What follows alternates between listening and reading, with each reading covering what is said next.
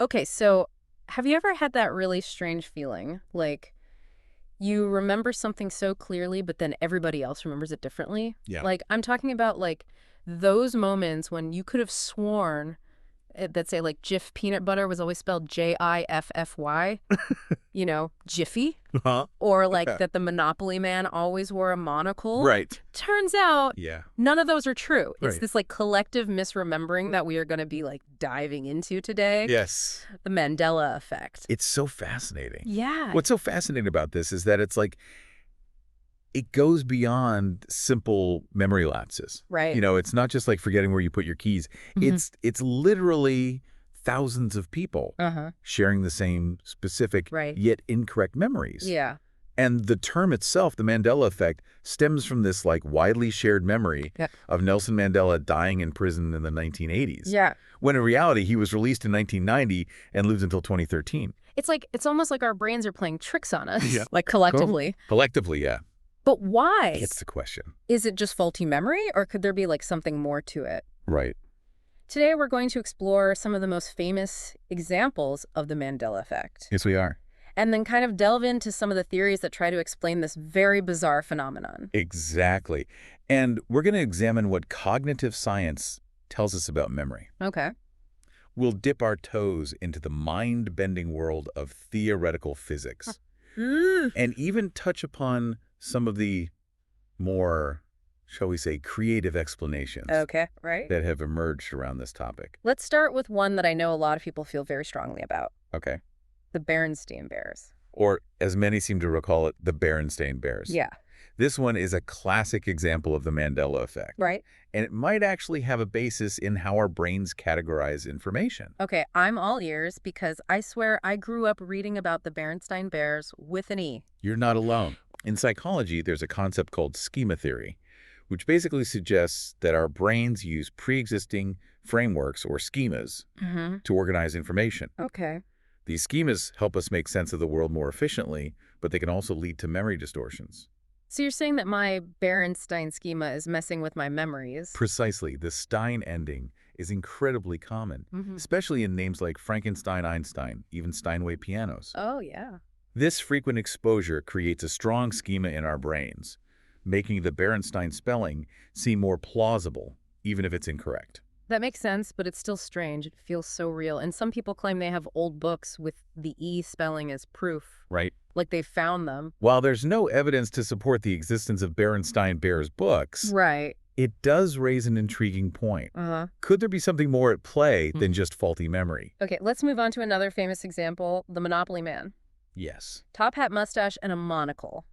Wow, the elusive monocle. Yeah. Despite how vividly many people remember it, Mr. Monopoly has never sported a monocle in any official artwork. Hold on, are you serious? I am. I can practically see it. Yeah. But why would so many people remember it that way? This one might be related to what we were discussing earlier about schemas. Okay. We tend to associate monocles with wealth and power, Right. fitting the archetype of a tycoon like Mr. Monopoly. Yeah. Our brains might be unconsciously adding this detail to complete the image, Okay. drawing on those pre-existing cultural associations. So it's almost like our brains are filling in the blanks with what we expect to see, even if it's not actually there. Exactly. I have to admit, this is starting to make me question everything I thought I knew. I know, right? And you mentioned Jiffy peanut butter earlier, right? Yeah. I could have sworn it was spelled with a Y. Well, that misremembering could stem from the fact that there's a brand of baking mix called Jiffy, which is quite popular. Uh-huh. Our brains might be conflating those two brands, Yeah. merging their names and spellings into one. Okay, I'm officially starting to feel like I'm living in some alternate reality. Hold that thought, because later on we'll be diving into some theories that explore just that possibility. Okay. The idea of parallel universes and alternate realities. Okay. Okay. Before we go full sci-fi, let's stick with a few more examples. Yep. This next one is a movie misquote that I think everyone has probably said at least once in their life. Right. Luke, I am your father. That line sends chills down your spine, doesn't it? Oh, yeah. The iconic moment from Star Wars The Empire Strikes Back, Yeah, huh? where Darth Vader reveals his true identity to Luke Skywalker. Yeah. Except Yeah. the actual line is, "No, I am your father." Wait, are you telling me that one of the most famous movie lines of all time Yes. is wrong? Is wrong. I've definitely quoted it wrong more times than I can count. It's a surprisingly common misquote. Wow. And this one might be related to how our brains prioritize emotional impact. Okay. Luke, I am your father, has a more direct and dramatic feel to it, Right. heightening the emotional intensity of the scene. So our brains are essentially rewriting the script to make it more impactful. Yeah, That's fascinating and kind of scary at the same time. I know. Makes you wonder how much of what we remember is actually accurate. That's the question. Right. That's a question that lies at the heart of the Mandela Effect. Yeah. And it leads us to explore the various theories that attempt to explain this phenomenon. But first, let's tackle one more example, one that might tap into our childhood memories. Okay. Pikachu, the beloved electric Pokemon, Uh-huh. with a black tip on his tail. Right? Yes, I remembered it so clearly. This one is a bit of a head-scratcher, as there's no official artwork or animation that shows Pikachu with a black tipped tail. And unlike the other examples, there's no clear cultural association or schema that might explain the misremembering. But I swear I've seen it, and I know I'm not the only one. You're absolutely right. This particular example highlights how widespread and vivid these shared false memories can be. Which makes the Mandela Effect even more intriguing and perhaps a little unsettling. Okay, I think my brain officially needs a break from reality for a minute. All these examples have really thrown me for a loop. Well, then, it's a good thing we're about to shift gears and dive into the theories that try to make sense of it all. Okay. Get ready to explore some mind-bending concepts because we're about to venture into the realms of cognitive science, theoretical physics, and maybe even a bit of conspiracy. Okay. Yeah. Okay, my brain is definitely still buzzing after those examples.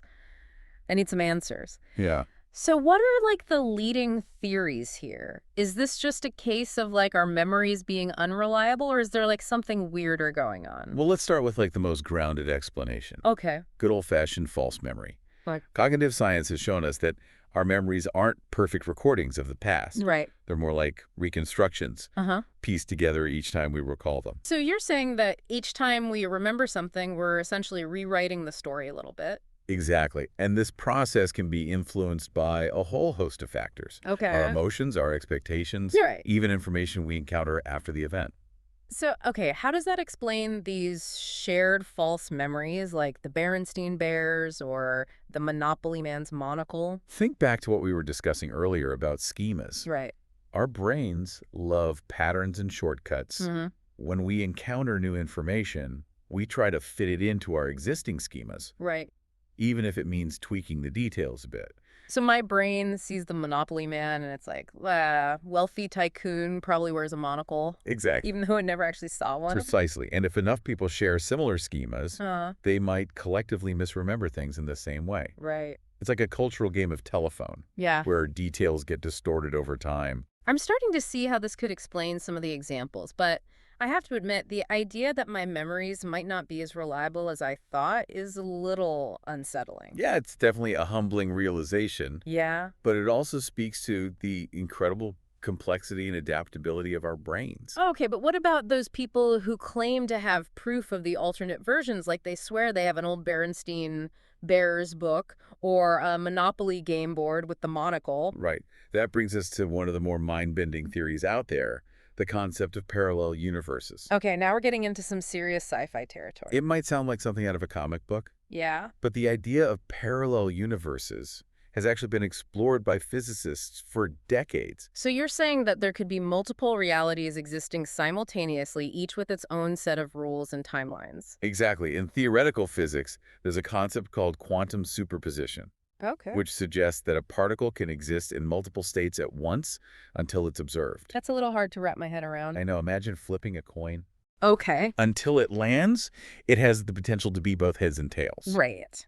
Quantum superposition suggests that at the quantum level, reality itself might exist in a similar state of multiple possibilities.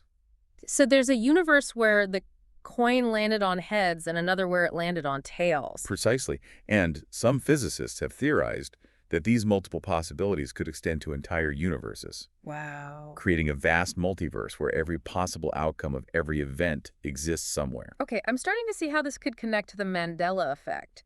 So are you suggesting that people who remember the Berenstein Bears or the Monopoly Man's monocle are somehow accessing memories from these alternate realities? It's a fascinating possibility. Yeah. Some proponents of the multiverse theory suggest that we might be shifting between these realities without even realizing it, perhaps due to some unknown quantum phenomenon. So maybe I'm actually remembering a Pikachu with a black-tipped tail from a different universe that's cool and terrifying at the same time. I know, right? The multiverse theory is definitely one of the more radical explanations for the Mandela effect, Right. but it's gained traction in popular culture. Yeah. And some physicists have even proposed experiments to try and detect evidence of these other realities. Okay, let's take a step back from the multiverse for a moment and talk about another theory that's been making the rounds online CERN and the idea of a reality shift.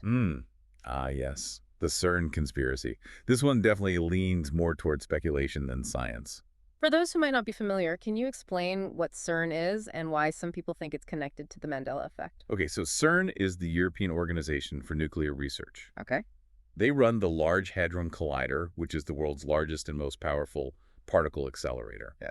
Essentially, it smashes particles together at incredibly high speeds to study the fundamental building blocks of the universe. So what does that have to do with the Mandela effect? Well, some people believe that these high-energy collisions might be causing unintended consequences. They suggest that CERN's experiments could be ripping holes in the fabric of reality, creating portals to other dimensions, or even shifting us into alternate timelines. Whoa, hold on. Are you saying that smashing tiny particles together could be altering reality as we know it? It's a dramatic and highly unlikely scenario. Okay.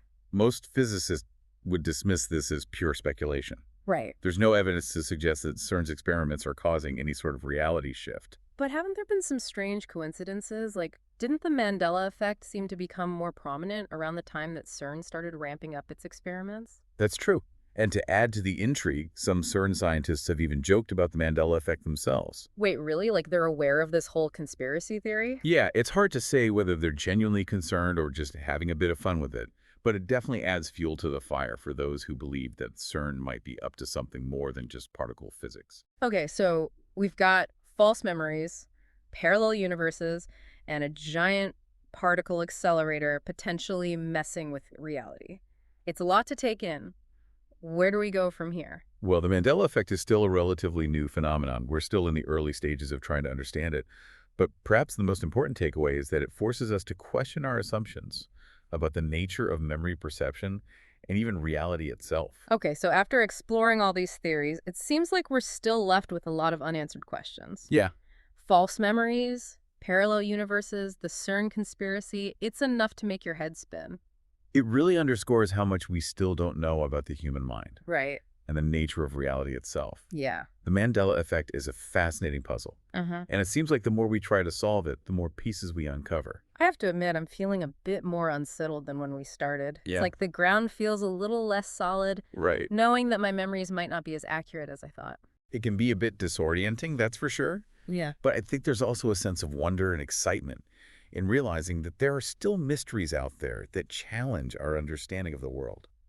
Okay, but let's bring this back down to earth for a moment. Let's say I vividly remember Pikachu with a black-tipped tail, even though all the evidence says it never existed. Does that make my memory any less real to me? That's a great question, and it gets to the heart of what makes the Mandela effect so compelling. Right. It forces us to confront the idea that reality might not be as objective as we think it is. Yeah. If millions of people share a specific false memory, does that give it some kind of collective validity? Right. It makes you wonder how much of what we perceive as reality is actually shaped by our individual and shared experiences. It's a question that philosophers have been grappling with for centuries. Right. The Mandela effect just adds another layer of complexity to the debate. So what are we supposed to do with all this? Just accept that our memories might be playing tricks on us and move on? Well, I think the key is to remain curious and open-minded, Yeah. but also to cultivate a healthy sense of skepticism. Don't dismiss your own experiences, but be willing to question them and consider alternative explanations. The Mandela effect, even if it's just a product of our fallible brains, can teach us a lot about how our minds work and how we construct our understanding of the world. That's actually a really good point. It's like, don't panic, but don't be afraid to question everything. Exactly. Embrace the mystery, Yeah. but don't lose sight of critical thinking. All right, everyone listening, we want to hear from you. What's your most mind-blowing Mandela Effect experience? Did any of the examples we discussed today resonate with you? Share your stories, your theories, your freakouts in the comments section. Let's keep this conversation going, and be sure to join us next time as we deep dive into another fascinating topic. Until then, stay curious and maybe double check those childhood memories. You never know what you might find.